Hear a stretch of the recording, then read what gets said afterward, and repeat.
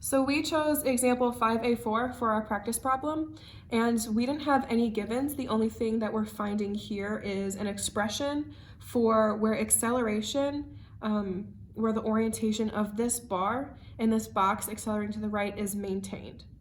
So if we come over to step 1 here, you'll see that we have 3 forces. We have 2 normal forces labeled sub A and sub B.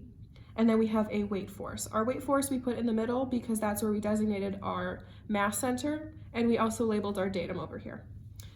In step 2, you'll see that we chose the traditional Cartesian coordinate, and it's straight, vertical, and horizontal. There's no tilt to it.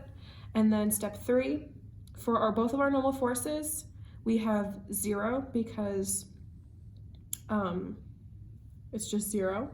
And then we have our weight force, which is negative mass times gravity in the j direction. Over here we have step 4, we have our acceleration, just split it into I and j components.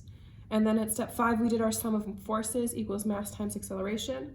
So we have our 2 normal forces, sub A and sub B, and our weight force equals mass times our separated acceleration.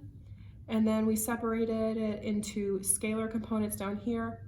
So we have our normal force sub A is equal to mass times acceleration, and that's our first equation that we're going to use in this in solving this problem. And then we have in our j direction 0 equals normal force sub n minus mass gravity. That will be our second equation that we're using. Now down here to step 6, we did our sum of moment. This one equals 0, as you can see here at the end, because we are not moving.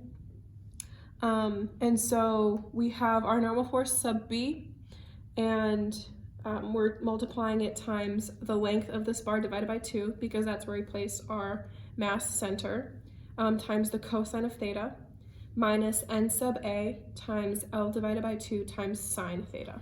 And that's our third equation that we will be using in solving this problem. Okay, so for step 7, since the bar is not moving at all, we're going to have kinetic energies of 0 for state 1 and state 2, since nothing is moving.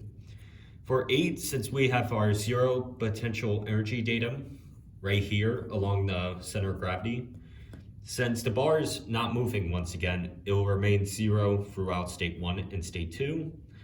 And finally, since also nothing is moving, normal force will not be able to apply a distance, therefore the work done by non-conservative forces will be 0. Now for the work energy equation for step 10, T1 plus V1 plus UNC equals T2 plus V2. It's all going to equal 0 because we're dealing with a statics problem. Nothing is moving. Then step 11, we notice that NB is going to equal mg, and we notice that NA is going to equal MA. Just see step 5 for where these equations came from.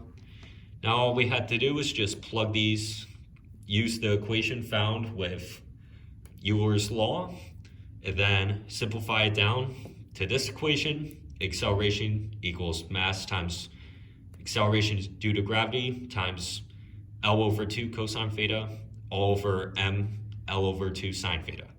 M's will cancel out, L2's will cancel out, and cosine theta and sine theta equals cotangent theta. So you're left with acceleration equals g cotangent theta, which shows that no matter the mass of the bar, the only variable that matters in terms of changing the acceleration is theta.